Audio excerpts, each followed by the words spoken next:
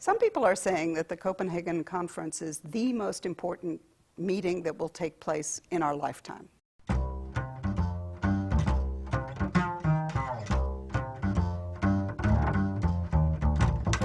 This is Faith Complex, a dialogue about the entanglement of religion, politics and art.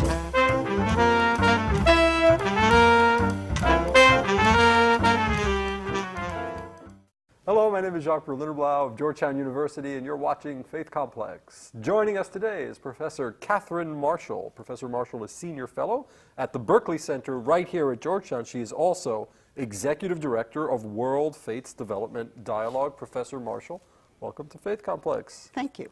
Now, when it comes to the environment and religion, there are scads of things we could speak about, but I guess what we really should be concentrating on in terms of current events is the upcoming Copenhagen Conference. Tell us about the Copenhagen Conference. What's it about?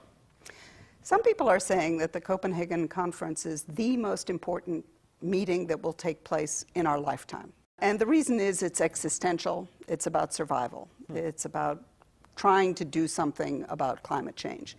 So it's one of a series of meetings, but one that has special importance that are under the aegis of the United Nations. But in this case, there also are at least 15,000 people from NGOs who are also converging on Copenhagen to try to change the mood, to try to galvanize action. So where does climate change intersect with religion at the Copenhagen Conference? Climate change and religion intersect at a whole set of levels. The one that people are focusing on most in Copenhagen is the moral responsibility, which many religious communities and leaders feel is a special role that religious communities play. So like the creation care paradigm of the evangelicals, for example. Yes, that is clearly one. The sense that humankind has been consumed by greed, materialism, has lost sight of the compact with creation from many different religious traditions, all the way from the Patriarch of Constantinople has been known as the Green Pope. And for many years, he's advocated care of the environment. There also are, the Catholic Church has a long record of statements and action on climate change. From indigenous traditions, the love of the earth, the Cochamama that you would find in the Andean tribes, to all the indigenous peoples who have a special guardianship of nature, all the way to the most senior religious leaders, at least in theory. This is a cause that unites them. Are there any religious groups who, for theological reasons, are not interested in climate change and environmental concerns? Yes, there are. There's a history of opposition, in fact, between the environmental groups and some religious groups, particularly some parts of the evangelical community. And theologically, it seems to turn around their questions about man's dominion and the right of man to do what is needed to benefit the humankind. What's interesting, though, is that clearly the younger generations of evangelicals are very different. And we are all, I think, impressed by how young people are deeply moved and deeply energized by the issues of the environment. And that's very much true of religious communities. And what we are seeing is an increasing intensity in this mobilization. And we've seen it in the lead up to Copenhagen with tremendous energy and activity on Facebook, the 360 movement, Tick, Tick, Tick, all sorts of different efforts to mobilize the conscience, but even more the action. And if you want to get action on this, who do you have to speak to? Is it the governments? Is it the corporations? Is it the average everyday carbon-using footprint person? Who do you have to direct the message to? All of the above. One sense, though, what I'm hearing recently is that governments are pretty well hopeless. So the idea that the Copenhagen conference is actually going to come out with a treaty to replace Kyoto, which is the idea. There's supposed to be a new treaty. It's looking less and less likely. So, but the view of many religious communities is that we should not rely on governments, and that it is the mobilization of citizens and people in faith communities, as well as everyone else, who need to take the responsibility for doing what's necessary, which means reducing consumption, which means encouraging and impelling the move towards sustainable energy sources and so forth. All right, here's a quote from KiMoon. Faith groups run more than half of the world's schools, operate more weekly publications than all the secular press in the EU, control financial investments worth trillions, and own nearly 8% of habitable land on the planet. So I guess the question is, if faith groups were really committed to this, they sure could get a lot done, right? Right. That Ban Ki-moon made that comment at the recent Windsor Castle meeting, which was organized by the United Nations Development Program and the Alliance for Religions for Conservation.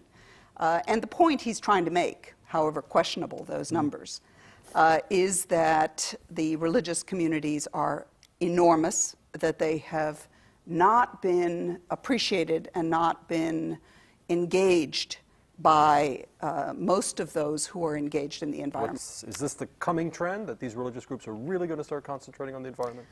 There are many of the religious traditions that are actively involved, whether it's at the congregational level, whether it's in preaching and sermons, whether it's in what they teach in schools.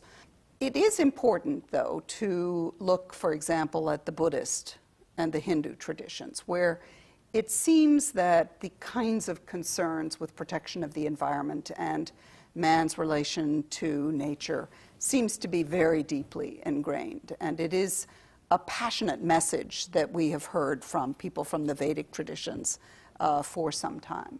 So it's easier to work on environmental issues outside of the orbit of monotheism, or is that too broad a generalization? I wouldn't go that far. You wouldn't touch that, or you wouldn't go that far? I wouldn't go that far, Okay. because I think that the range between some people who've been on the absolute forefront of thinking about the climate change, environmental issues are within religious communities.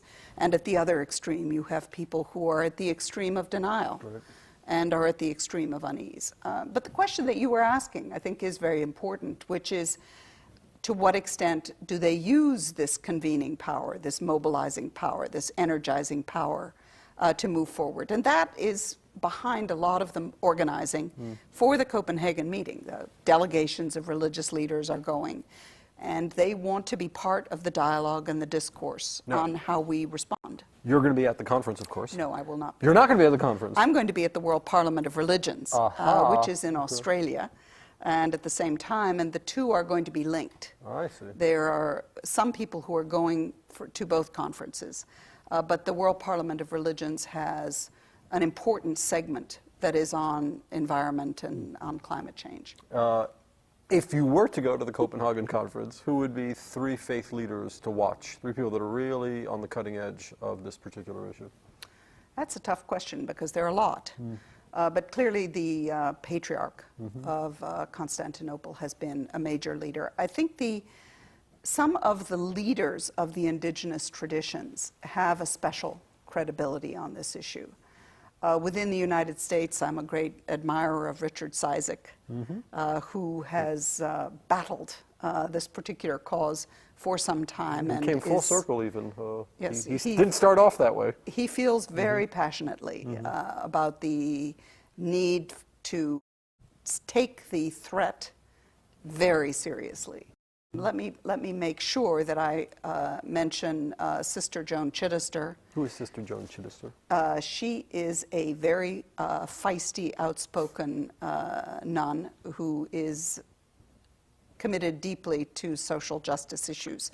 The reason that I'm insisting on that is that one of the hiccups, shall we say, or one of the issues with religious leader mobilization is that in many cases, if you look at the picture of who comes together, they tend to be male. Whereas if you're going to address issues like climate change and many other social issues of our times, in today's world, if we're not engaging women in a deeply significant way, I think you're missing the boat. Katherine Marshall, you're going to have a very busy week at these conferences. We wish you the best, and we look forward to hearing a report back from Copenhagen and from Australia. Is that where you're going to be? That's right. Okay, we hope to see you soon. Thank you. Thank you.